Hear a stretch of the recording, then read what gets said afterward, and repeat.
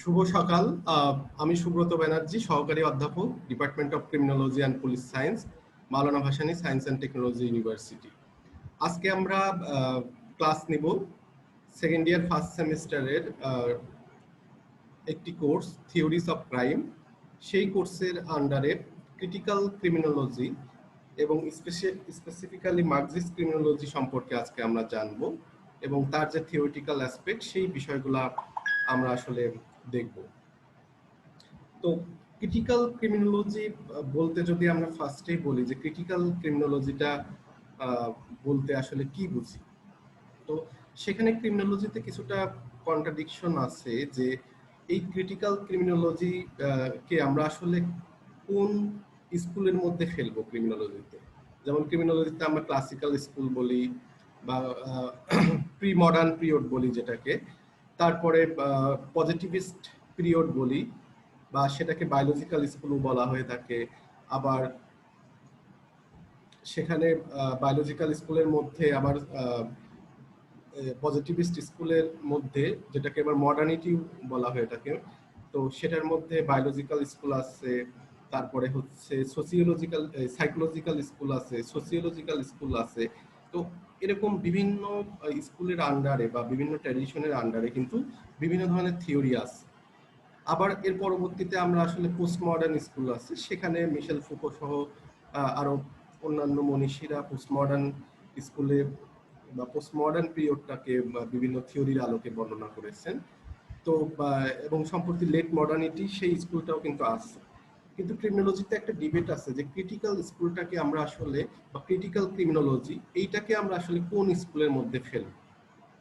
তো সেই ডিবেটের একটা অংশ হিসাবে ক্রিটিক্যাল ক্রিমিনোলজিকে যদি আমরা দেখি, এটা মূলত আসলে পজিটিভিস্ট স্কুলের মধ্যেই ফেলবো। কারণ হচ্ছে যে ক্রিটিক্যাল স্কুলকে অনেকে বলে যে এটা আসলে পজিটিভিস্ট নাকি পোস্ট মডার্নিস্ট, যে কোনটার ভেতরে আমরা দিব, বা এটাকে কি আসলে স্বতন্ত্রভাবেই আলাদা, মানে আমরা যেরকম pre modernity, modernity, post modernity বলি, তার এই টার্মগুলা বাদে অন্য কোনো টার্মে বা অন্য কোনো ট্রেডিশন হিসাবে তাকে প্রতিষ্ঠিত করা যেত কিনা বা কেন করা হয় নাই।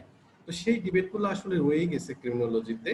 বাট ক্রিটিক্যাল স্কুলটাকে যদি আমরা দেখি, এটাকে আসলে ক্রিটিক্যাল ক্রিমিনোলজির যে বিষয়বস্তু সেটা বেশিরভাগই তার যে বৈশিষ্ট্যগুলা সেটা মডার্নিটির সাথে মিলে যায়।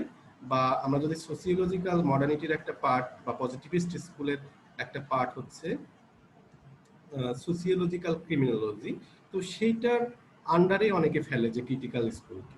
এর আগে একটা কথা বলে রাখি যে আমরা ক্লাসিক্যাল বা প্রি ক্লাসিক্যাল স্কুলকে অনেকে প্রি মডার্নিটি হিসাবে বলে থাকে।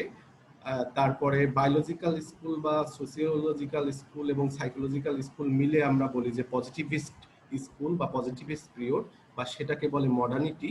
এবং তার পরবর্তী যে থিওরিগুলা এসেছে মিশেল ফুকো সহ অন্যান্য মনীষীদের, তাদেরকে আমরা পোস্ট মডার্নিস্ট গ্রুপের মধ্যে ফেলে থাকি।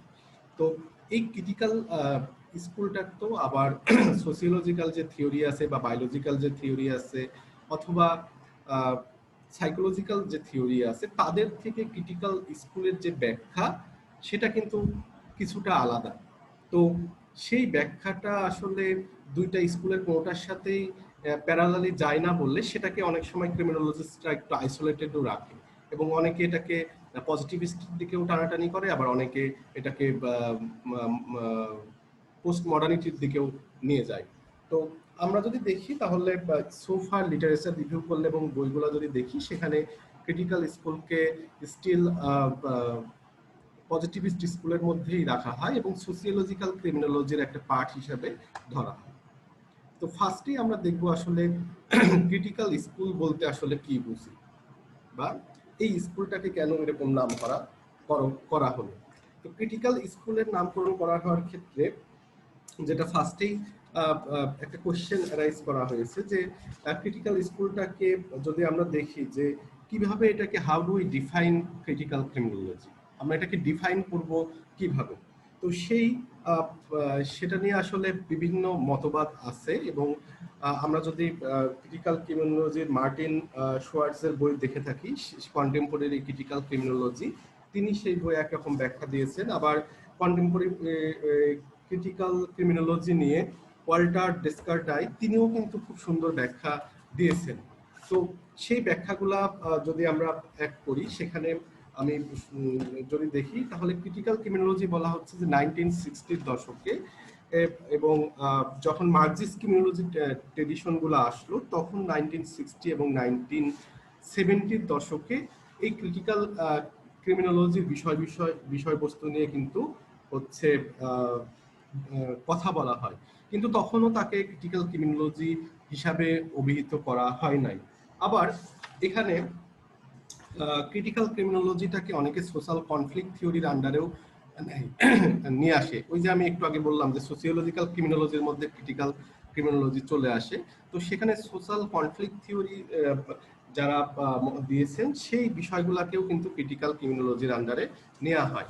তো সোশ্যাল কনফ্লিক্ট থিওরিতেও যেই বিষয়গুলোকে নিয়ে আসা হয়েছে, সেখানে কার্ল মার্কসকে ফোকাস করে তাদের যে ক্লাস কনফ্লিক্ট সেই বিষয়গুলোকে কিন্তু ব্যাখ্যা করা হয়েছে, এবং মার্কসের যে থট আছে সেই থটটাকে কিন্তু সোশ্যাল কনফ্লিক্ট থিওরিতে প্রধানত আলোচনা করা হয়েছে। পরবর্তীতে এট দ্য এন্ড অফ 1970 সেখানে এই নাম্বার অফ ক্রিমিনোলজিস্ট তারা কি করলো, তারা আসলে সেলফ ডেসক্রিপশন করতে লাগলো। যেমন ডেভিড ফ্রেডরিক্স, তিনি কি করলো, তিনি বললো যে সব কোর মার্কসিক্স নামে একটা হচ্ছে টার্ম ব্যাখ্যা করলেন, এবং যেখানে তিনি মার্কসিস্ট ক্রিমিনোলজি সম্পর্কে সেখানে আলোচনা করার আলোচনা করলেন। এবং পরবর্তীতে কিছু ক্রিমিনোলজিস্ট তারা কিভাবে মডার্ন ক্যাপিটালিস্ট সোসাইটি কনস্ট্রাক্টেড হয়েছে সেই বিষয়টা নিয়ে 1980-র দিকে তারা কিন্তু মতবাদ দেয়, যে কিভাবে আসলে এই ক্যাপিটালিস্ট সোসাইটি কিভাবে তৈরি হয়েছে এবং তার ইম্প্যাক্টটা সোসাইটিতে কিভাবে আসতেছে, এবং সেই ইম্প্যাক্টের কারণে কিভাবে আনইভেন ডিস্ট্রিবিউশন হচ্ছে প্রোডাক্টসের, তারপরে সোসাইটিতে কিভাবে ডিসক্রিমিনেশনের তৈরি হচ্ছে, সেই বিষয়গুলো কিন্তু তারা তুলে আনে। তো এই রকম অনেক বিষয় আছে যেগুলো আসলে ক্রিটিক্যাল ক্রিমিনোলজির মধ্যে চলে আসে। তো ক্রিটিক্যাল ক্রিমিনোলজি যে শুধু ক্রিমিনোলজিস্টরাই বা এনেছেন এরকম না, বেশিরভাগ ক্ষেত্রেই sociologist, political reformer, criminal justice reformer, politician, journalist এবং জেনারেল পাবলিক, তাদের আলোচনায় কিন্তু এই ক্রিটিক্যাল ক্রিমিনোলজিস্ট বিষয়টা চলে আসছে, এবং এখানে সোশ্যাল কন্ট্রোল সিস্টেম নিয়ে কথা বলা হয়েছে।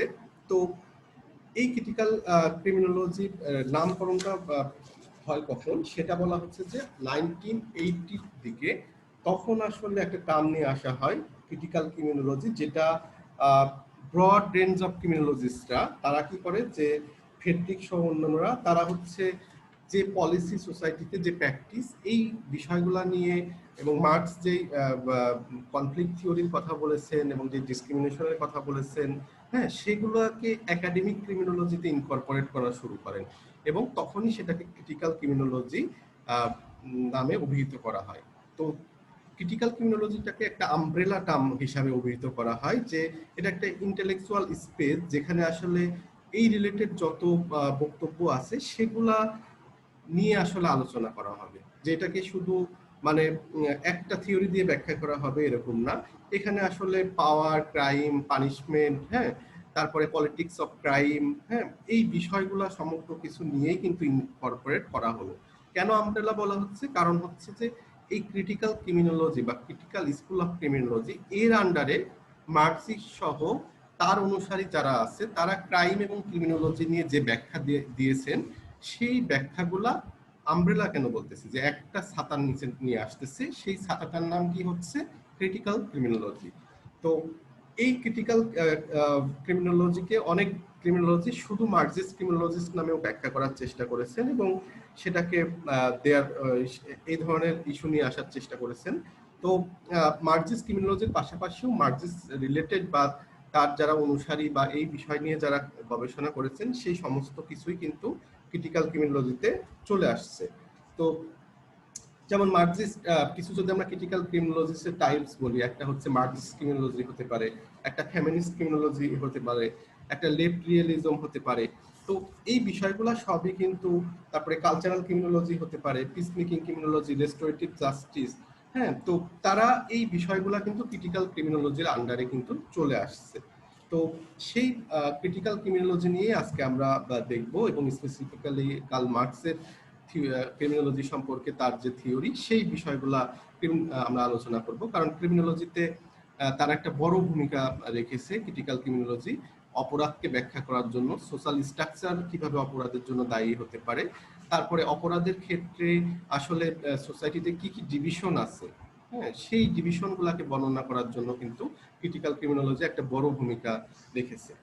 তো আমরা ফার্স্টেই একটু দেখব, সেটা হচ্ছে যে ক্রিটিক্যাল ক্রিমিনোলজি দেখতে হলে আমাদের মার্কসিস্ট ক্রিমিনোলজি দেখতে হয়। তার আগে আমরা সোশ্যাল কনফ্লিক্ট থিওরিটা যদি একটু দেখি, তাহলে কনফ্লিক্ট থিওরিস্টরা ক্রিমিনোলজিটাকে কিভাবে দেখেছে। তো সেখানে ফার্স্টেই কনফ্লিক্ট ক্রিমিনোলজিস্টরা বলছেন যে crime is outcome of class struggle, যে সোসাইটিতে বিভিন্ন ক্লাসের মধ্যে যে স্ট্রাগল, মানে কি যুদ্ধ, সেই বিষয়টাকে আমরা ক্রিটিক্যাল ক্রিমিনোলজি বা কনফ্লিক্ট থিওরিরা সেই বিষয়গুলোতে নিয়ে আসছে। এবং তাদের কথা হচ্ছে যে ল একটা মেকানিজম, যেটার মাধ্যমে সোসাইটিতে যারা ডিসস্যাটিসফাইড মেম্বার্স, বা যাদেরকে বলা হয় যে সোসাইটিতে যারা পুর ক্লাস বা আন্ডার প্রিভিলেজ ক্লাস, তাদেরকে দমন করার জন্য ল একটা ওয়েপেন হিসাবে ইউজ করা হয়। এবং সেই ওয়েপেনটা ইউজ করে কে? সোসাইটিতে যারা পাওয়ারফুল গ্রুপ আছে বা যারা ক্যাপিটালিস্ট আছে তারা। সো তাদের কথা অনুসারে ক্রাইমসটা হচ্ছে ওয়েলদি, তারপরে হচ্ছে যারা ক্যাপিটালিস্ট পিপুল আছে তাদের একটা হাতিয়ার, তাদের জন্য যারা আসলে অসহায়, গরিব অথবা ওয়ার্কিং ক্লাস আছে তাদেরকে রিপ্রেশন করার জন্য। তো এই বিষয়গুলোর মধ্যে এই কনফ্লিক্ট থিওরিসের মধ্যে আরো যে বিষয়গুলোকে নিয়ে আসা হয়েছে, যে সোসাইটির বিভিন্ন অ্যানোমালি, যেমন হচ্ছে সোসাইটিতে পুর হেলথ কেয়ার, তারপরে পুর ওয়ার্কিং এনভায়রনমেন্ট, আনসেফ এনভায়রনমেন্ট, হ্যাঁ, তারপরে হচ্ছে যে সুযোগ সুবিধার অভাবগুলো আছে, সেই বিষয়গুলা নিয়েও এখানে কিন্তু আলোচনা করা হয়েছে। তো আমরা এখন যেটা দেখবো যে মার্কসিস্ট থট, যে কার্ল মার্কস আসলে এই ক্রিটিক্যাল ক্রিমিনোলজির মধ্যে বলা হয় যে তিনি, কার্ল মার্কসের কন্ট্রিবিউশন সব থেকে বেশি, কারণ কার্ল মার্কস যেই থিঙ্কিং গুলা নিয়ে এসেছেন সেগুলাকে ক্রিটিক্যাল ক্রিমিনোলজিতে বিস্তরভাবে আলোচনা করা হয়েছে। তো এখন আমরা যদি কার্ল মার্কসের থিওরিটা দেখি, যে কার্ল মার্কস কিভাবে ক্রিটিক্যাল ক্রিমিনোলজিতে কন্ট্রিবিউশন রেখেছেন, তো সেখানে আমরা ফার্স্টে দেখবো মার্কসিস্ট থিওরি সম্পর্কে একটু দেখবো, এবং মার্কসিস্ট মানে কি জন্য, মার্কসিস্ট থিওরি অনুসারে কেন সোসাইটিতে ক্রাইম হয় এবং এই হওয়ার কারণগুলো কি কি, সেই বিষয়গুলো আমরা আসলে দেখব। তো জেনারেল মার্কসিস্ট থিওরি যেটা আছে, সেখানে যেই বিষয়টা আলোচনা করা হয়েছে জেনারেল মার্কসিস্ট থিওরিতে, সেখানে বলা হয়েছে সোসাইটিতে প্রাইমারি দুইটা ক্লাস আছে। একটা হচ্ছে যে কি, যেমন যেটাকে আমরা বলি ক্যাপিটালিস্ট সোসাইটি। তো এই সোসাইটিতে দুইটা ক্লাস আছে, একটা হচ্ছে বোর্জুয়া, আরেকটা গ্রুপ হচ্ছে প্রোলেটারি।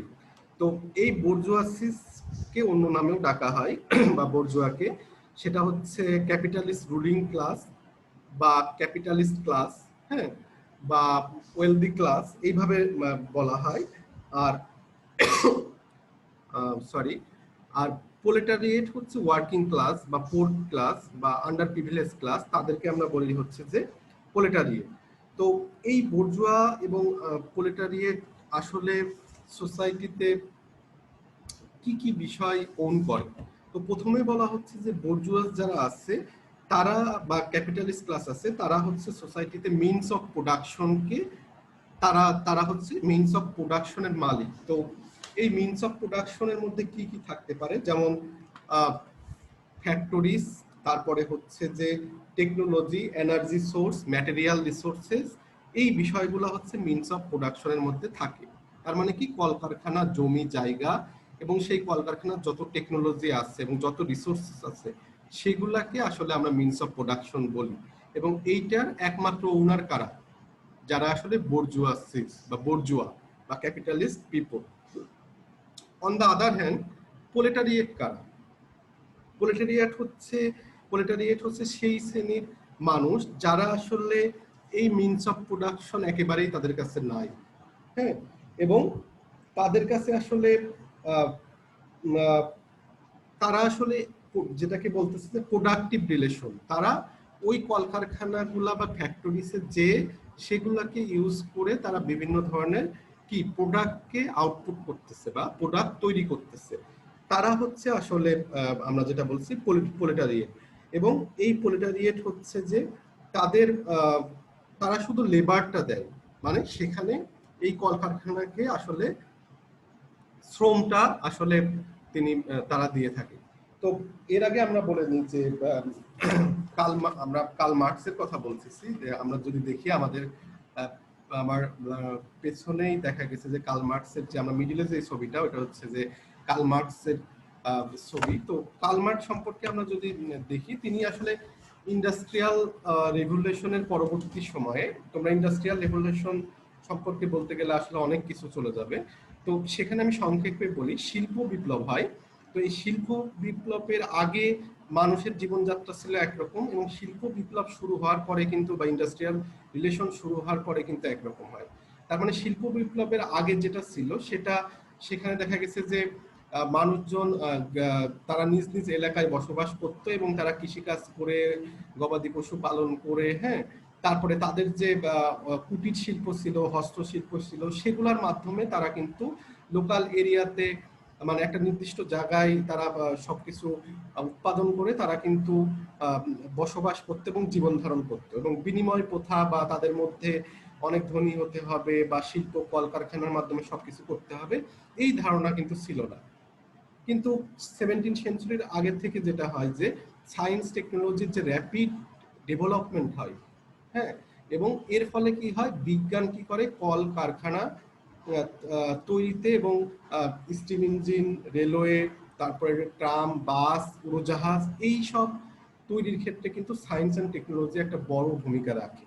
তো যখনই ভূমিকা রাখে তখন শিল্প ও মানে শিল্পের উন্নয়ন হয় কিভাবে, যে এই সায়েন্স এবং টেকনোলজি ইউজ করে বড় বড় মিলস ফ্যাক্টরিজ গড়ে তোলা হয়, এবং সেখানে আসলে মানুষ প্রথাগতভাবে যে কুটির শিল্প বা যেভাবে তারা সবকিছু তৈরি করতো সেভাবে করা হয় না, সেই মিল কলকারখানার মাধ্যমে কি করা হয়, যে কিভাবে ধরো যে বিভিন্ন ধরনের যন্ত্রপাতি, তারপরে কাপড়, মানুষের তৈরি পোশাক থেকে শুরু করে যত ধরনের, এই যে আমরা আজকে বলতেছি যে ফ্যান চলতেছে, এসি চলতেছে, তারপরে টেলিভিশন, হ্যাঁ, তো এরকম বিভিন্ন ধরনের প্রোডাক্টস কিন্তু তৈরি হতে থাকে। তো এই শিল্প বিপ্লবের আগে মানুষের জীবনযাত্রা ছিল যে তারা অনেকে নিজেদের উপরে স্বাবলম্বী ছিল, যে নিজেরা যা কিছু তৈরি করতেছে সেগুলা দিয়েই তারা বসবাস করার চেষ্টা করতেছে। কিন্তু এই সময়ের ফলে কি হলো, যে মানুষ শহরে চলে গেল, কারণ শিল্প বিপ্লবের ফলে ওই মিলস কলকারখানা থেকে শুরু করে মানে মডার্ন, তারপরে হচ্ছে ট্রেন, বাস, এইসব জিনিসগুলো গড়ে উঠলো এমন একটা এলাকায়, যে এলাকাগুলোতে আসলে কি হলো, যে তোমার যেই এলাকাগুলোকে কেন্দ্র করে আসলে মানুষ বসবাস করতে লাগলো, বা একটা শ্রেণী গড়ে উঠলো যারা আসলে এই জায়গাটায় বসবাস করে। কারণ এই মিলস ফ্যাক্টরিজ মালিকগুলোও আবার, এবং তখন ব্যাংকিং সিস্টেম তৈরি হলো, এবং তার আগে যেই অর্থকরী এই বিষয়গুলোকে এত প্রাধান্য দেওয়া হতো না, কিন্তু এই শিল্প বিপ্লব কি করলো, যে যার হাতে নগদ অর্থ যত বেশি, সেই সোসাইটিতে সব থেকে পাওয়ার এবং প্রেস্টিজের দিক থেকে সে এগিয়ে যাবে। তো এই মিলস কলকারখানার মালিকগুলো তখন কি করলো, যে তাদের ওখানে কাজ করার জন্য অনেক শ্রমিক দরকার ছিল, সেই শ্রমিকগুলাকে তারা আন্তঃকথা থেকে বিভিন্ন গ্রামগঞ্জ থেকে কি করলো, মানুষ ওই মানে মূলধনের আশায় এই মিল কলকারখানাগুলোতে কাজের জন্য চলে আসলো, এবং যখনই চলে আসলো তখনই মালিকরা মূলধন, মানে তাদের লাভের বেশির জন্য এই শ্রমিকদেরকে খুব অল্প দামে তাদেরকে লেবার হিসাবে কাজ করাতো, কিন্তু যে প্রফিটটা হতো সেই প্রফিটটা কিন্তু তারা সব থেকে বেশি ভোগ করতো। তার ফলে কি হলো, যে এই মিল কলকারখানা বা মালিক যারা আছে, যাদেরকে কার্ল মার্কস বর্জুয়া হিসেবে অভিহিত করছে, তারা একদিক থেকে বড় লোক হতে লাগলো, আর লেবার যারা আছে তাদেরকে আসলে অল্প পে দেওয়া হতো এবং তাদের কোনো সামাজিক নিরাপত্তা ছিল না, এবং শহরের যেই জায়গাগুলো সব থেকে ভালো সুযোগ সুবিধা, সেই জায়গায় সেই ক্যাপিটালিস্ট পিপলরা থাকতো, আর যারা এই শ্রমিক শ্রেণী তারা যেখানে আসলে আনসেফ পরিবেশ এবং যেখানে সামাজিক নিরাপত্তা নেই, সেই জায়গাগুলোতে তারা বসবাস করতে শুরু করলো। তো সোসাইটিতে এক ধরনের পরিবর্তন হলো শিল্প বিপ্লবের ফলে, যে মানুষ গ্রাম থেকে শহরমুখী হলো এবং শহরে তারা আসলে ক্যাপিটালিস্টদের অধীনে বিপুল পরিমাণ ওয়ার্কিং শ্রেণী মানুষ বসবাস করতে লাগলো। তো কার্ল মার্কস এই ইন্ডাস্ট্রিয়াল রিভলিউশনের পরবর্তী সময়ে, যেমন 1850 সালের দিকে, তো তিনি আসলে এই বিষয়গুলোকে নিয়ে বুঝতে পারলেন এবং তিনি দেখতে পারলেন যে সোসাইটিতে দুইটা ক্লাস তৈরি হয়ে গেছে, বুর্জোয়া এবং প্রোলেটারিয়েট, এবং যাদের মধ্যে আসলে মিনস অফ প্রোডাকশন এক শ্রেণীর কাছে আর একটা ফোর্সেস অফ প্রোডাকশন আরেক শ্রেণীর কাছে, এবং লাভ যত হচ্ছে সবকিছু কিন্তু সেই ক্যাপিটালিস্ট সোসাইটি বা বুর্জোয়ারা কিন্তু সেটাকে গ্রহণ করছে।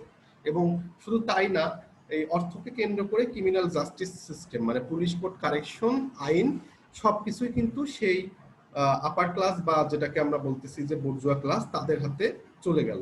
তো সেখানে কিছু মিডিল ক্লাস ফ্যামিলির লোকজনও বসবাস করতো, যেমন ধরো চিকিৎসক, তারপরে শিক্ষক। হ্যাঁ, তো এই ধরনের সোসাইটি নিয়ে আসলে কার্ল মার্কস তার ক্রিটিক্যাল স্কুলকে নিয়ে আসেন, এবং পরবর্তীতে তার আরো সহযোগী ছিল মার্কসের সাথে অ্যাঙ্গেলস এবং সেই সাথে আরো কিছু জার্মান সোসিওলজিস্ট, তারাও কিন্তু তার সাথে কনফ্লিক্ট থিওরি দেওয়ার ক্ষেত্রে কাজ করেছে। তো এই বা ক্রিটিক্যাল থিওরিতে মানে একটা বড় ভূমিকা রেখেছেন। তো আমরা যে ইস্যুতে ছিলাম যে ইন্ডাস্ট্রিয়াল রিভলিউশনের পরবর্তী সময়ে কিন্তু ক্রাইমের নেচারগুলো চেঞ্জ হয়ে গেল, এবং সোসাইটিতে মানে যেমন সোসিওলজিক্যাল স্কুল যেভাবে ক্রাইমকে ব্যাখ্যা করেছে, সেই ব্যাখ্যা থেকে কার্ল মার্কস কিন্তু ভিন্নভাবে ব্যাখ্যা দেওয়া শুরু করলেন। তো সেখানে আমরা যেটা বলছিলাম যে বুর্জোয়া এবং প্রোলেটারিয়েট এই দুইটা শ্রেণী তৈরি হয়ে গেল, এবং একটা শ্রেণী ম্যাক্সিমাইজ প্রফিট, মানে তারা সবসময় প্রফিট কিভাবে বাড়ানো যায় সেটা চিন্তা করতো, আর আরেকটা শ্রেণী তারা মিনিমাম ওয়েজ নিয়ে তারা খুশি থাকতো, বা তাদেরকে একদম কম অর্থ দিয়ে বা কম সুযোগ সুবিধা দিয়ে কিভাবে বেশি লেবার নেওয়া যায় সেই চিন্তাটা কিন্তু এই বুর্জোয়া শ্রেণীটা করত। সো এটা গেল প্রথম একটা কনসেপ্ট। দ্বিতীয় ব্যাপারটা হচ্ছে যে কার্ল মার্কস যেটা খেয়াল করলেন যে সোসাইটিতে একটা ক্রাইসিস তৈরি হলো। কিভাবে ক্রাইসিস তৈরি হলো সেটা যখনই বুর্জোয়াসরা প্রফিট তৈরি করতে লাগলো অত্যাধিক, তখন এবং প্রোলেটারিয়েট যারা আছে তারা আসলে মিনিমাম ওয়েজ যেটা বলছি যে অল্প টাকা তাদেরকে অর্থ বেতন দেওয়া হতো, ফলে তারা কিন্তু এই অর্থ দিয়ে জীবন ধারণ করা ওই মানে আরবান এরিয়াতে, বা আমরা বলতেছি ইন্ডাস্ট্রিয়াল এরিয়া বা যেটাকে আমরা বলছি শহর, সেই শহরে কিন্তু বসবাস করা তাদের জন্য টাফ হতো। কারণ আমরা একটা জিনিস দেখি, গ্রামে যখন কৃষকরা নিজেদের টাকায় বা চাষি গৃহস্থ বা উদ্যোক্তারা নিজেদের বাড়িতে নিজেদের এর ফসল ফলিয়ে খেত, তখন কিন্তু তাদের এত নগদ অর্থ দরকার ছিল না। কিন্তু শহরে যখন গেল তখন তাদেরকে কিন্তু সবকিছু কিনে খেতে হলো, তাদের বাসস্থানটাও কিন্তু তাদেরকে ভাড়া দিয়ে থাকতে হতো। সো সবসময় কিন্তু তাদের অর্থের প্রয়োজন ছিল, কিন্তু মালিক শ্রেণী বা বুর্জোয়া শ্রেণী সেই অর্থটা না দেওয়ার কারণে একটা ক্রাইসিস তৈরি হলো, কেমন যে তারা ঠিকমতো জীবন ধারণ করতে পারছিল না। তো এই অবস্থাকে কার্ল মার্কস যেটা বললো যে সোসাইটিতে একটা আনইভেন ডেভেলপমেন্ট হলো। কি জন্য আনইভেন বললো? কারণ একটা শ্রেণী খুব বেশি ডেভেলপড হয়ে গেছে এবং একটা শ্রেণী মানে কি আন্ডার ডেভেলপ বা ডেভেলপমেন্টের কাছাকাছি পর্যায়েও তারা নাই। তো এই টার্মটাকে কার্ল মার্কস একটা বলেছেন ক্রাইসিস, আরেকটা বলেছেন boom and bust. Boom and bust মানে কি, যে কেউ ফুলে যাচ্ছে আবার কেউ কি হচ্ছে মানে হচ্ছে ডাউন হয়ে যাচ্ছে।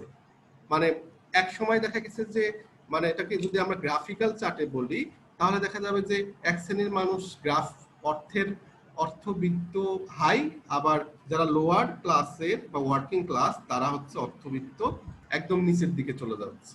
তো এই বুম এন্ড বাস্ট কথাটা তিনি নিয়ে আসলেন যে সোসাইটিতে, কারণ হচ্ছে প্রোডাকশন যেটা হচ্ছে সেটা আসলে সেই প্রোডাকশনগুলো আবার সেল করা হচ্ছে বেশি মূল্যে অন্যদের কাছে, কিন্তু সেই যে অতিরিক্ত মূল্যে সেল করা হচ্ছে সেটা থেকে যে লাভ আসতেছে যেটাকে আমরা বলি সারপ্লাস ভ্যালু, সেটা কিন্তু আবার এই প্রোলেটারিয়েট বা ওয়ার্কিং ক্লাস যারা আছে তারা কিন্তু কখনোই পাচ্ছে না। তার মানে আমি একটা মিলস কলকারখানায় যে ম্যানুফ্যাকচারিংটা হচ্ছে সেটার বিক্রি করার পরে যে অর্থের লাভটা হচ্ছে সেটা সম্পূর্ণ একচ্ছত্র মালিকানা হচ্ছে মালিক শ্রেণীর বা যে ওই ফ্যাক্টরিটার মালিক। তো তখন তিনি দেখলেন যে লোয়ার ওয়েস্টটাকে ওয়ার্কিং ক্লাস একসেপ্ট করে নিচ্ছে এবং তারা সেটা নিয়ে তাদের মধ্যে ক্লাস কনসেন্সাসও নেই। তো তিনি তখন দেখলেন যে এই ব্যবসাটার ফলে আসলে সোসাইটিতে এক ধরনের ক্রাইসিস তৈরি হচ্ছে। কারণ অর্থর ক্রাইসিস কেন বলতেছে? কারণ যে একটা হিউজ অ্যামাউন্ট পরিমাণ মানুষ যারা আছে তারা কিন্তু এই মানে তাদের জীবনযাত্রার মানের কিন্তু উন্নত হচ্ছে না। তো যখনই একটা শ্রেণীর মানুষের স্বাভাবিক উন্নতির চেয়েও বেশি উন্নয়ন হচ্ছে এবং আরেকটা শ্রেণীর মানুষের স্বাভাবিক উন্নয়নের চেয়েও অনেক ডাউনওয়ার্ড বা কম, যেটাকে বলছে বাস্ট, তো সেটা কম হচ্ছে, তখন কি হবে? একটা ক্রাইসিস তৈরি হবে না সোসাইটিতে, যে কেউ না খেয়ে মরে যাচ্ছে বা জামা কাপড় পাচ্ছে না, আবার কেউ হচ্ছে মার্সিডিজ নিয়ে ঘুরতেছে, এরকম একটা অবস্থা তৈরি হয়ে গিয়েছে। সেটার বিরুদ্ধে কার্ল মার্কস কিন্তু এই ক্রাইসিসের কথা বলেছেন। তো এই বিষয়টা যদি ওয়ার্কার ক্লাসরা যখন রিয়েলাইজ করবে যে আসলেই তাদের ক্লাসে তাদেরকে ডিসক্রিমিনেশন করা হচ্ছে, তখন কিন্তু তারা রুলিং ক্লাসদের বিরুদ্ধে কি তাদের কিন্তু একটা ডিসস্যাটিসফ্যাকশন কাজ করবে। এবং ওয়ার্কিং ক্লাস যদি এটা রিয়েলাইজ না করে, তাহলে কি হবে? যে যত দিন যাবে তাদের কিন্তু আরো বেশি হচ্ছে কি যে তাদের কিন্তু আরো বেশি ভিকটিম হতে হবে বা এই ডিসক্রিমিনেশনের শিকার হতে হবে। দুইজন ওয়েটিং রুমে আছে, কেউ অ্যাডমিট করে দাও। তো এই সেই ব্যাপারটাই কার্ল মার্কস খেয়াল করেছেন এবং তিনি বলছেন যে যত বেশি দিন ধরে এই বিষয়গুলো চলতে থাকবে তত বেশি এই ওয়ার্কিং ক্লাসের মধ্যে কি হবে, যে তাদের মধ্যে ক্লাস কনসাসনেসটা তৈরি হবে। এবং আরেকটা বিষয় খেয়াল রাখবে যে এই ওয়ার্কিং ক্লাস কারা ছিল? যারা আসলে সোসাইটিতে একদম আনএডুকেটেড, তারপরে যাদের ভিতরে আসলে শিক্ষা দীক্ষা নাই, তারা কিন্তু বেশিরভাগ ক্ষেত্রে মানে বা পোভার্টি যাদেরকে ঘিরে ধরেছে তারা কিন্তু এই ওয়ার্কিং ক্লাসের দলে ছিল। এবং তাদেরকে দেখা গেছে অনেক সময় মিলস থেকে বা কলকারখানা থেকে তাদেরকে শুধু অল্প বেতনই না, তাদেরকে ছাঁটাই করে ফেলা হতো। অনেক সময় কি হতো যে তাদেরকে অ্যাক্সিডেন্ট হলে সেটার দায়ভার কিন্তু মালিক নিত না, ফলে শ্রমিক মারা গেল কি শ্রমিক কি হলো এটা কিন্তু মালিকের দায়ভার ছিল না। সো এবং তাদের যে চুক্তিপত্র, সেই চুক্তিপত্র কিন্তু সেটা ছিল না। তবে এই মিল কলকারখানাগুলোতে বা সেখানে কাজ করতো আবার আরেক শ্রেণীর মানুষ, যেটা যেমন ওয়ার্কিং ক্লাসদের উপরে যারা ম্যানেজারিয়াল পোস্টে আছে বা যারা প্রশিক্ষক আছে তাদের জন্য আবার একটু বেশি সুবিধা ছিল। তবে এই শ্রেণীর মানুষদের ক্ষেত্রে, এই শ্রেণীর মানুষ কারা ছিল? যেমন বিভিন্ন ইঞ্জিনিয়ার বা যারা আসলে পড়ালেখা করে এসছে, সেই বিষয়ে জ্ঞান আছে, তারা এই শ্রেণীর মানুষ কিন্তু ছিল। তো তাদের ক্ষেত্রে কি হতো? তারা ছিল আসলে পেইড লেবার এবং যারা আসলে মালিকের কথা শুনবে, তাদের নিজস্ব কোনো কন্ট্রোল ছিল না। তো কার্ল মার্কস বলছে যে ক্লাস কনফ্লিক্ট কখন হবে? যখন ওয়ার্কিং ক্লাস মনে করবে যে আসলেই তাদেরকে ডিপ্রাইভ করা হচ্ছে এবং তাদেরকে সব ক্ষেত্রেই ডিসক্রিমিনেশন করা হচ্ছে, তখনই কিন্তু এই ধরনের মানে যারা বর্জুয়া আছে বা যারা ওনার আছে বা যারা ক্যাপিটালিস্ট আছে তাদের বিরুদ্ধে যারা ওয়ার্কার আছে তারা কিন্তু একসময় কি করবে? ক্লাস স্ট্রাগল করবে। এবং সেই ক্লাস স্ট্রাগলের ফলে কি হবে? যে সোসাইটিতে মালিক শ্রেণীর কিন্তু বিলুপ হবে বা এই ডিসক্রিমিনেশনটা থাকবে না। তো এই একটা বিষয় গেল জেনারেল মার্কসিস্ট থিওরি। তো এখন যদি আমরা দেখি মার্কসিস্ট থিওরি অনুসারে কখন আসলে ক্রাইম হয় বা কি কি ক্ষেত্রে অপরাধগুলো হয়ে থাকে, তো সেই বিষয়গুলোকে কার্ল মার্কস বিভিন্নভাবে ব্যাখ্যা দিয়েছেন। প্রথমে যেটাকে বলতেছে যে যখন ইকোনমিক কন্ডিশন ডিটোরিয়েট করবে, ডিটোরিয়েট মানে কি? ডাউন হবে বা ক্রাইসিস হবে, তখন সোসাইটিতে ক্রাইম বাড়বে। কেন তিনি বলতেছেন যে সোসাইটিতে এই সময় অপরাধটা বাড়বে? তো কার্ল মার্কসের কথা অনুসারে অপরাধটা বাড়বে এই জন্যই, কারণ হচ্ছে যে যারা পুর এবং আনএমপ্লয়মেন্ট মানে আনএমপ্লয়েড থাকবে। ইকোনমিক ক্রাইসিস মানে কি? যখন আসলে মানুষের হাতে অর্থ থাকবে না। হ্যাঁ, তাদের হাতে বেশিরভাগ ক্ষেত্রে অর্থ থাকবে না, সেটা হচ্ছে ওয়ার্কিং ক্লাস পিপলের হাতে বা যারা আসলে একেবারে middle class, lower middle class পিপলের হাতে। তো এই ইকোনমিক কন্ডিশনটা যখন খারাপ থাকবে, যেহেতু অর্থকে কেন্দ্র করে একটা সোসাইটি তৈরি হয়ে গেছে, তো যখনই এই মানে মানুষের হাতে এই ইকোনমিক কন্ডিশনটা সোসাইটিতে ডাউনওয়ার্ড হবে বা ডাউনফল করবে, তখনই সোসাইটিতে ক্রাইম করবে। তো এই ক্রাইমটা আসলে কারা করবে? প্রথমত কার্ল মার্কস বলছেন যে ইকোনমিক কন্ডিশনের সাথে ক্রাইমের একটা কোরিলেশন আছে, যে ইকোনমিক কন্ডিশন বেশি হলেও অপরাধ হয়, আবার ইকোনমিক মানে বেশি বলতে ভালো হলেও, আবার ইকোনমিক কন্ডিশন কম হলেও সেটাকে অপরাধ হতে পারে। তো তিনি যেটা বলছেন যে all people who are poor and unemployed, যারা আসলে গরিব এবং যাদের হাতে কোনো অর্থ নাই, তারা কি করবে, commit serious and chronic crimes, তারা সিরিয়াস ধরনের অপরাধ এবং কি করবে যে ক্রনিক মানে পর্যায়গতভাবে অপরাধ করবে একের পর এক। এবং and many people who commit crimes, এবং আর আমি যেটা বললাম যে এক ধরনের যারা আসলে গরিব এবং আনএমপ্লয়েড মানে ওই যে আমি বললাম কলকারখানায় যারা অনেকে চাকরি পাবে না বা তাদেরকে ছাঁটাই করে দেওয়া হবে, বা চাকরি পাওয়া সত্ত্বেও লোয়ার ওয়েজের কারণে যারা আসলে জীবন ধারণ করতে অক্ষম হবে, তারা এক ধরনের অপরাধ করবে যেটাকে বলছে সিরিয়াস ক্রাইম এবং ক্রনিক ক্রাইম। যেমন তারা ভায়োলেন্ট ক্রাইম করতে পারে, তারপরে তারা কি করতে পারে, বিভিন্ন ধরনের প্রপার্টি ক্রাইম, যেমন চুরি করতে পারে, ছিনতাই করতে পারে, রাহাজানি করতে পারে। কি জন্য করবে? কারণ তাদের হাতে অর্থ নাই, বিত্ত নাই, সো তাদেরকে জীবন ধারণের জন্য তারা এই ধরনের অপরাধ করে ফেলতেছে। আরেক ধরনের পিপল যারা আসলে ইকোনমিক্যালি প্রিভিলেজড বা যাদের হাতে অর্থ আছে, কিন্তু এই অর্থ এবং এই বিত্তটার আরো বেশি বাড়ানোর জন্য মানে আরো লোভে পড়ে তারা এক ধরনের অপরাধ করবে। তো এরা কি ধরনের অপরাধ করবে? এরা করবে white colour crime, corporate crime, হ্যাঁ, এই ধরনের অপরাধ কিন্তু তারা করবে। কারণ ওই যে অর্থবিত্তের লোভ তাদের মধ্যে এমন ভাবে পেয়ে উঠেছে যে তারা নিজেদেরকে আরো বেশি আর্থিকভাবে লাভবান করতে চাচ্ছে বা বিত্তশালী করতে চাচ্ছে। এর কারণ কি? কারণ হচ্ছে সোসাইটিতে তখন অলরেডি এস্টাবলিশড হয়ে গেছে যার হাতে অর্থ এবং বিত্ত বেশি আছে সে সোসাইটিতে মোর পাওয়ারফুল, সে সোসাইটিতে মোর প্রেস্টিজিয়াস, এবং সে সোসাইটিতে সবার কাছ থেকে মোর এক্সপেক্টেড, মানে তাকে সবাই সমাদর করছে। তো এই লোকটা বা এই ইচ্ছাটা যাদের মধ্যে পেয়ে বসবে তারাও কিন্তু এক ধরনের অপরাধ করবে। তো কার্ল মার্কসের মতে তিনি বলছেন এই দুই ধরনের অপরাধ কিন্তু দুইটা কারণে হবে, একটা ইকোনমিক আনএমপ্লয়মেন্ট এবং পোভার্টির কারণে হচ্ছে, আর একটা অর্থ বা ক্যাপিটাল কে অ্যাকুমুলেশন করার জন্য বা পাওয়ার জন্য হচ্ছে। তো তিনি এরপরে যেটা বলছেন যে এই অপরাধের নেচার এবং প্যাটার্নটা আসলে সোসাইটাল অবস্থার উপর নির্ভর করে বা ইকোনমিক কন্ডিশনের উপরে নির্ভর করে। যে এই ক্ষেত্রে তিনি গ্রিনবার্গস নামে 1981-এ একজন ক্রিমিনোলজিস্ট তিনি বলছেন যে ট্রেডিশনাল ক্রাইমের থেকে মার্কসিস্ট যে অ্যানালাইসিসের ক্রাইম সেটা কিন্তু পার্থক্য আছে। কেন পার্থক্য আছে?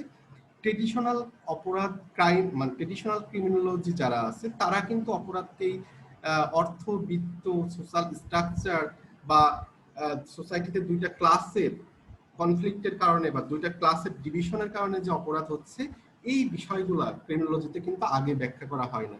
তোমরা যদি ক্লাসিক্যাল ক্রিমিনোলজি দেখো, বায়োলজিক্যাল স্কুল দেখি, সাইকোলজিক্যাল স্কুল দেখি, সোসিওলজিক্যাল স্কুল দেখি, সেখানে কিন্তু এই ধরনের কথা বলা হয় না যে ডিরেক্ট মানে সোসাইটিতে ইকোনমিক স্ট্রাকচার বা সোশ্যাল স্ট্রাকচার বা সোসাইটিতে বোর্জোয়া প্রোলেটারি দুইটা ডিভিশন হওয়ার ক্ষেত্রে যে এই ধরনের অপরাধ হতে পারে সেইভাবে কিন্তু ক্রিমিনোলজিস্টরা চিন্তা করে নাই, যেটা আসলে এই ক্রিটিক্যাল স্কুলে বা মার্কসিস্ট ক্রিমিনোলজিস্ট বা কনফ্লিক্ট থিওরিজের ক্রিমিনোলজিস্ট তারা কিন্তু ব্যাখ্যা করেছে, যেটা গ্রিনবার্গ 1981-এ এই কথাটা তিনি বলেছেন। তো এইটা গেল একটা বিষয় যে কি ধরনের অপরাধ হচ্ছে সোসাইটিতে। এর ফলে মার্কসিস্ট ক্রিমিনোলজিতে আরেকটা ইকোনমিক থিওরিজ অফ ক্রাইম নামে আরেকটা ক্রাইম ব্যাখ্যা করা হয়, যেটা উইলিয়াম বঙ্গার 1916 মানে 1916 সালে তিনি আসলে ক্রিমিনালিটি অ্যান্ড ইকোনমিক কন্ডিশন নামে একটা কাজ করেন। সেই কাজের একটা গবেষণা এবং সেই তার ওয়ার্কের মাধ্যমে তিনি আসলে অর্থ বা ইকোনমিক কন্ডিশনের সাথে আসলে অপরাধীর কি সম্পর্ক সেটা নিয়ে ব্যাখ্যা প্রদান করেন, যেটা ক্রিটিক্যাল স্কুলের আন্ডারে এবং যেটা মার্কসিস্ট ক্রিমিনোলজির একটা অংশ হিসাবে পরিগণিত হয়। তো তিনি আসলে বলেছেন যে স্ট্রিট ক্রাইম বা ম্যাটেরিয়াল অ্যাকুমুলেশন মানে কোনো বস্তুকে পাওয়ার জন্য, বস্তু বলতে কি অর্থবিত্ত, এই বিষয়গুলোকে আমরা বলছি। আবার স্ট্রিট ক্রাইমের ক্ষেত্রেও আসলে বা স্ট্রিট ক্রাইম বলতে কি যেমন প্রপার্টি ক্রাইম বা অনেক ক্ষেত্রে ভায়োলেন্ট ক্রাইমও হতে পারে, সেই অপরাধগুলোর ক্ষেত্রে আসলে ইকোনমিক কন্ডিশনের বা সোশ্যাল স্ট্রাকচারের বা এই যে ক্লাস ডিভিশন সেটা কিভাবে আসলে ভূমিকা রাখে। তো এই উইলিয়াম বঙ্গার তিনি আসলে একজন মার্কসের অনুসারী ছিলেন এবং তিনি যেটা বলেন সেটা হচ্ছে যে একটা কোরিলেশনশিপ দাঁড় করেন কার মধ্যে, সেটা হচ্ছে ইকোনমিক কন্ডিশন এবং ক্রাইম। যে সোসাইটিতে মানুষের আর্থিক বা যেটাকে আমরা বলছি অর্থনৈতিক অবস্থার সাথে অপরাধের যে সম্পর্ক, অর্থনীতির সাথে অপরাধের যে সম্পর্ক, সেই সম্পর্কের মধ্যে একটা রিলেশন তিনি দেখাইতে চান। তো এইটাই আসলে বঙ্গারের থিওরি নামে পরিচিত। এখন তিনি আসলে কিছু প্রপোজিশনের কথা বলেন, সেটা যদি আমরা দেখি সেটা ক্রিটিক্যাল ক্রিমিনোলজিতে খুবই এটাকে বলা হয় ইনফ্লুয়েন্সিয়াল। যেমন তিনি একটা গবেষণা করে দেখেন যে স্ট্যাটিস্টিক্যাল ডাটা রিপ্রেজেন্ট করেন, সেখানে দেখেন যে 79% of the criminal belong to non profitable class. মানে অপরাধের মধ্যে 79% অপরাধী আসলে নন প্রফিটেবল, মানে কি, যারা লাভজনক অবস্থায় নাই। হ্যাঁ, তার মানে পভার্টি ক্লাসের কথা তিনি বলেছেন। এবং তিনি পভার্টির সাথে অপরাধের বা ডেলিনকুয়েন্সির একটা সম্পর্ক দেখান। এটা আসলে তার ডক্টরাল একটা থিসিস তিনি এটা নিয়ে করেন, যেটাকে আমি কিছুক্ষণ আগেও বললাম যে ক্রিমিনালিটি অ্যান্ড ইকোনমিক কন্ডিশন। তো সেই একটা স্টাডি করেন এবং তিনি হোল ইউরোপের উপরে তিনি এই স্টাডি করেন এবং লিটারেচার রিভিউ করেন। তিনি দেখেন যে theft, stealing, burglary, dacoity, house breaking, এই যে প্রপার্টি ক্রাইম এবং কিছু ক্ষেত্রে রবারিকে আমরা ভায়োলেন্ট ক্রাইম বলে থাকি, তো সেই অপরাধগুলো কখন হচ্ছে যে during the periods of depression when the prices are high, যখন সোসাইটিতে ম্যাটেরিয়ালস বা প্রোডাক্টসের দাম বেশি, তখন সেই সময়ে অপরাধগুলা বেশি হয়। তার মানে ইকোনমিক ক্রাইসিস যখন তৈরি হয়, যেমন এখন আমাদের কি করোনা পিরিয়ড, দেখা গেছে অনেক কিছুরই দাম বেড়ে গেছে। তো বঙ্গারের থিওরি অনুসারে এই যে যখন ইকোনমিক, এবং আমাদের কিন্তু একটা ইকোনমিক ফল ডাউন হয়েছে, কারণ কি কলকারখানা অনেক কিছু বন্ধ, অনেকে অফিস আদালতে যেতে পারতেছে না, কাজ করতে পারছে না, তাহলে এই সময়গুলোতে আসলে কি হবে যে অপরাধটা বেশি হবে। এবং বঙ্গার ফার্দার বলেন যে যে ক্যাপিটালিস্ট ইকোনমিতেই আসলে এই ধরনের অপরাধ হওয়ার সুযোগ আছে, যে ইকোনমিক ক্রাইসিসটা হওয়ার সুযোগ আছে। কারণ এর মেইন কারণ হচ্ছে যে আনইকুয়াল ডিস্ট্রিবিউশন অফ ওয়েলথ, যে সোসাইটিতে যে ধন সম্পত্তির যখন মানে আনইভেন এবং আনইকুয়াল ডিস্ট্রিবিউশন হবে, অসমতা থাকবে, তখন এক শ্রেণীর মানুষের কাছে কিন্তু ক্রাইসিস তৈরি হতেই পারে বা হবে, এটা স্বাভাবিক। এবং যে কোনো প্রাকৃতিক দুর্যোগ, যে কোনো মহামারী, প্যান্ডেমিক সিচুয়েশন, এপিডেমিক, এই সময়গুলোতে যারা আসলে ওয়ার্কিং ক্লাস বা যাদের আসলে যেটাকে আমরা বলছি বুম অ্যান্ড বাস্ট, সেই সময়টাতে ওই শ্রেণীর মানুষের কাছে অর্থ কিন্তু থাকবে না। না থাকলে তারা জীবন ধারণের জন্য যে প্রয়োজনীয় জিনিস বা তাদেরকে খাবার দাবার কিনতে হবে, সেটাও কিন্তু তারা করতে পারবে না। সো তখন কিন্তু তারা অপরাধের সাথে যুক্ত হয়ে যেতে পারে।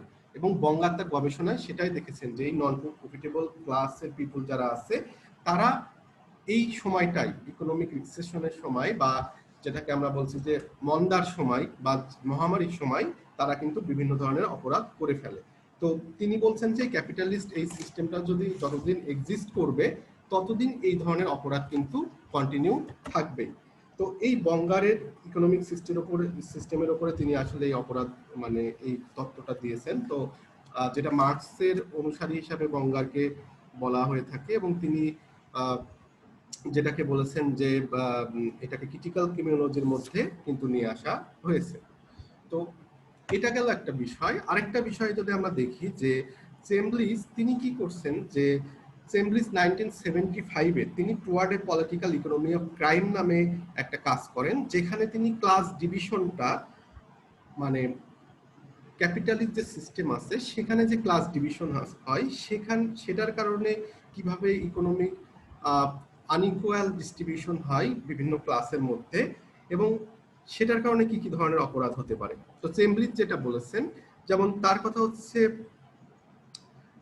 যারা ক্রাইমটা ফাংশনাল সোসাইটিতে, কারণ হচ্ছে যে রুলিং ক্লাস এটা ডিফাইন করে যে আসলে ক্রাইমটা ফোকাসটা কোন দিকে হবে এবং ক্রাইমের ডেফিনেশনটা কোন দিকে হবে। তো তিনি এখানে যে বিষয়গুলো বলেছেন যে যখনই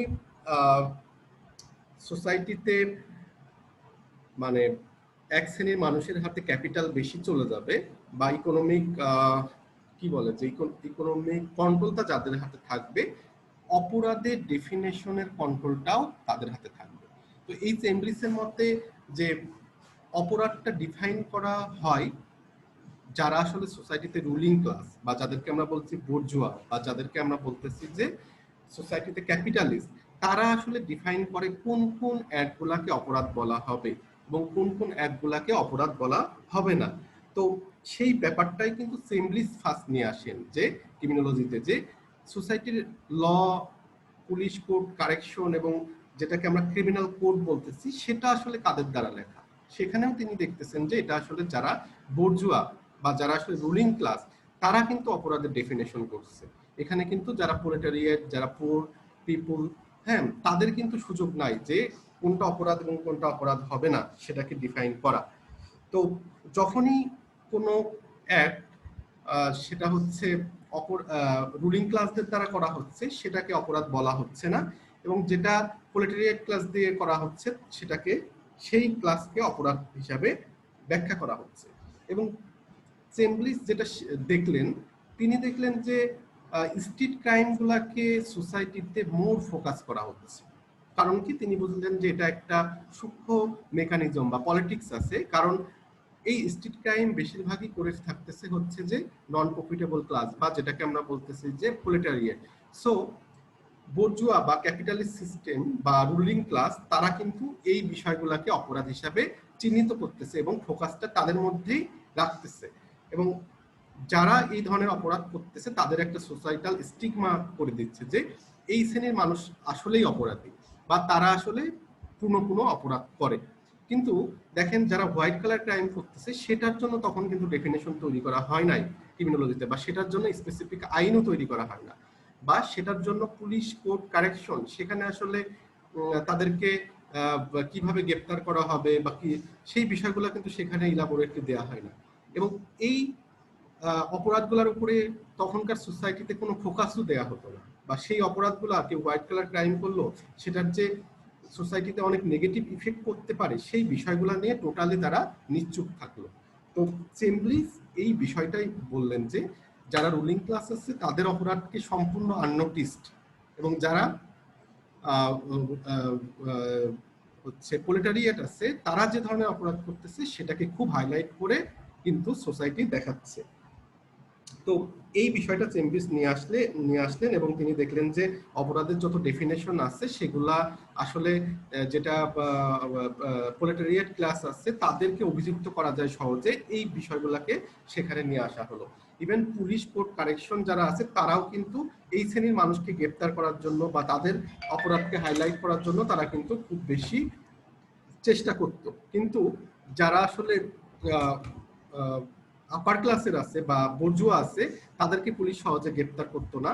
আবার সেখানে বিভিন্ন ধরনের ক্লাস তৈরি করে ফেলা হতো, যেমন কোর্ট কারেকশন সিস্টেমে তাদেরকে এক্সট্রা প্রিভিলেজ দেওয়া হতো, কিন্তু যেটা আসলে প্রোলেটারিয়েট যারা আছে তাদের জন্য কিন্তু এই সুবিধাগুলা দেওয়া হতো না। তো সেই বিষয়গুলাই চেমব্রিস নোটিশ করলেন এবং তিনি তার যে ওয়ার্কটা toward a political economy of crime, তার মানে ইকোনমিক কন্ডিশনকে কেন্দ্র করে এক ধরনের পলিটিক্স সোসাইটিতে ছিল ক্রাইমের ডেফিনেশন দেওয়ার ক্ষেত্রে বা ক্রাইম ডিটেকশনের ক্ষেত্রে বা ক্রাইম কন্ট্রোলের ক্ষেত্রে, সেই বিষয়টাই চেমব্রিস তার থিওরিতে নিয়ে আসছিলেন এবং ক্রিটিক্যাল ক্রিমিনোলজিতে অন্তর্ভুক্ত করেছিলেন। চেমব্রিসের সূত্র ধরে পরবর্তীতে স্পিটজার, যাকে আসলে আমরা স্ট্রাকচারাল মার্কসিস্ট বলে থাকি, তিনি কি করলেন, তিনি আসলে আরেকটা মার্কসিস্টের জেনারেল থিওরি আনলেন যেটাকে বলছেন যে ডেভিয়েন্স থিওরি বা ডেভিয়েন্স প্রোডাকশন। তো সেখানেও তিনি কি করলেন যে ইকোনমিক কন্ডিশনের সাথে ডেভিয়েন্সের একটা সম্পর্ক নিয়ে আসলো, যে সেখানে কি হলো যে ডেভিয়েন্টের ডেফিনেশন, যেমন তিনি ইকোনমিক কন্ডিশনের সাথে কেন্দ্র করে একটা নির্দিষ্ট শ্রেণীর মানুষকে প্রবলেম পপুলেশন বললেন। এই প্রবলেম পপুলেশনটা কি, যারা আসলে সোসাইটিতে যারা স্ট্রিট ক্রাইম করছে বা যারা আসলে এই যে আন্ডার প্রিভিলেজ বা পোর শ্রেণী আছে তাদেরকে আসলে প্রবলেম পপুলেশন নামে ডিফাইন করলেন। এবং তাদের কাজ কি, প্রবলেম পপুলেশন এই জন্যই বললেন যে তাদের দ্বারা বিভিন্ন ধরনের ডেভিয়েন্ট অ্যাক্টিভিটিস করা হয়, যেমন তাদেরকে ডিস্টার্বিং বলা হয়, তারপরে হচ্ছে তারা সোসাইটিতে বিভিন্ন ধরনের স্ট্রিট ক্রাইম করে বেড়ায়। তো তিনি এই সিস্টেমটাকে তিনি হচ্ছে প্রবলেম পপুলেশন হিসাবে নিয়ে আসলেন এবং এখানে আরেকটা টার্ম নিয়ে আসলেন, সেটা হচ্ছে সোশ্যাল জাঙ্ক। সোশ্যাল জাঙ্কটা কি, refers to those population which represent a control cost but relatively harmless to the capitalist class। তার মানে সোশ্যাল জাঙ্ক নামে আরেকটা ক্লাস এর কথা তিনি বললেন, যারা আসলে তারা নিজেরাও কন্ট্রোল হয়, বাট তারা আসলে ক্যাপিটালিস্টের খুব একটা বিরোধী না, এবং তারা আসলে ক্যাপিটালিস্ট সোসাইটিতে কিছু সুবিধা পায়, আবার তাদের কন্ট্রোলের মধ্যেও থাকে। তো এরকম কিছু বিষয় কিন্তু মানে হচ্ছে কে নিয়ে আসলেন, সেটা হচ্ছে যে স্পিটজার। স্পিটজার পরে রিচার্ড কুইনি, যিনিও একজন মার্কসিস্ট, আনাদার স্ট্রাকচারাল মার্কসিস্ট বলা হয়, তিনি আসলে একটা থিওরিটিক্যাল পার্সপেক্টিভ নিয়ে আসলেন, যিনি যেটা বললেন যে তিনি দুইটা কথা বললেন। একটা হচ্ছে যে crimes of repression and crimes of resistance. তো এই দুইটা টার্ম দিয়ে তিনি কিন্তু সোসাইটাল স্ট্রাকচারের মধ্যে এই কার্ল মার্কসের তত্ত্ব অনুসারে তিনি ব্যাখ্যা করলেন। তো আমরা যদি কুইনির স্টার্টিং পয়েন্টটা দেখি, সেটা হচ্ছে দুইটার কথা আমি বললাম, ক্রাইমস অফ রিপ্রেশন বা ক্রাইমস অফ ডোমিনেশন যেটাকে আমরা বলছি, সেটা হচ্ছে যে যখন রুলিং ক্লাস কি করবে, যে ওয়ার্কিং ক্লাসের উপরে বিভিন্ন ধরনের ডোমিনেশন তৈরি করবে। সেটা রুলিং ক্লাস নিজেও করতে পারে, স্টেট নিজেও করতে পারে।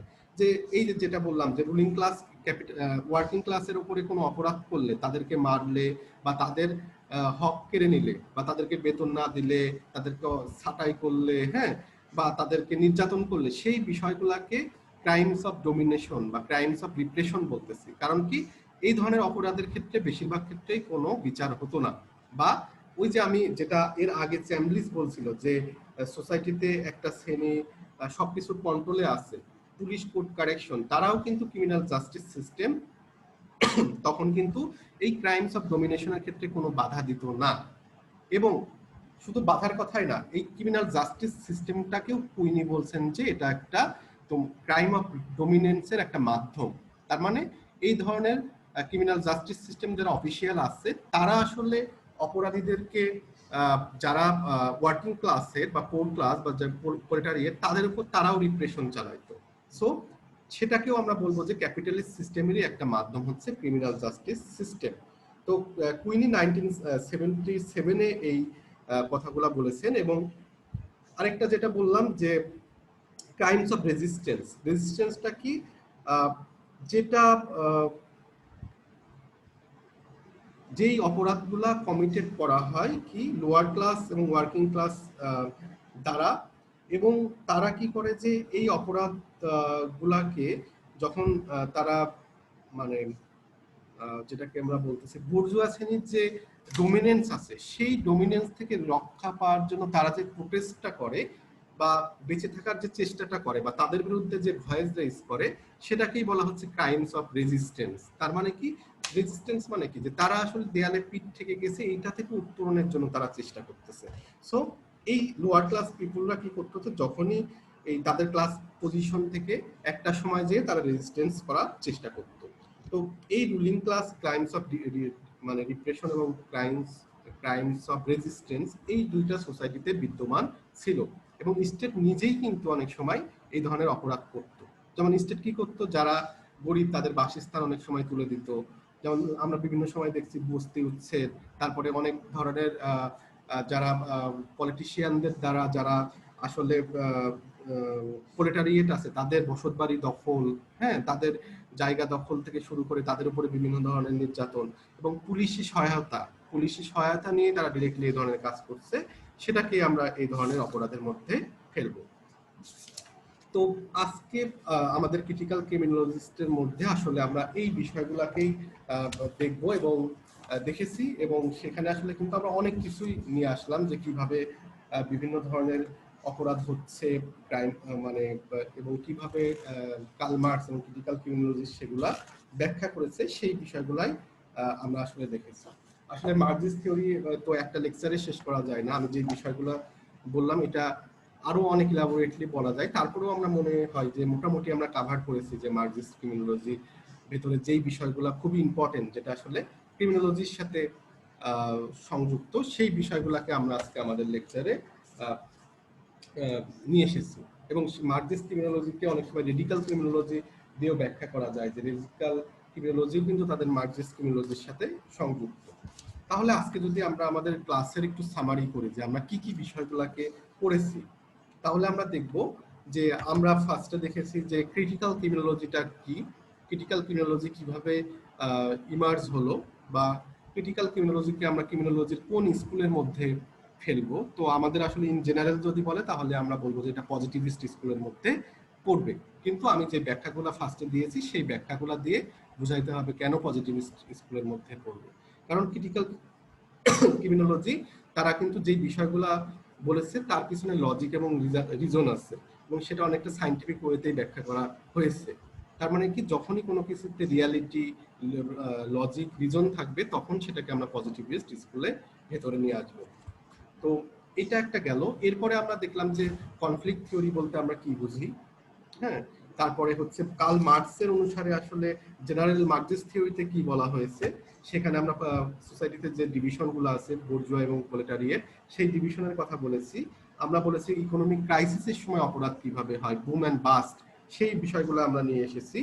তারপরে মার্কসিস্ট কিভাবে অপরাধকে ব্যাখ্যা করেছেন, সেখানে আমরা দেখেছি যে সোসাইটিতে যারা ইকোনমিক্যালি প্রিভিলেজড এবং আন্ডার প্রিভিলেজড আছে তাদের মধ্যে যে গ্যাপটা আছে সেটার কথা বলেছি। এর পরবর্তীতে গ্রিনবার্গ যেটা বলেছে সেটাও আমরা বলেছি।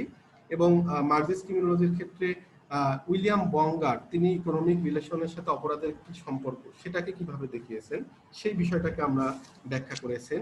চেমব্লিস তার towards and political economic and ক্রাইমে, সেখানে তিনি আসলে বিভিন্ন ক্লাসের মধ্যে অপরাধ কিভাবে হয় সেটা তিনি দেখিয়েছেন।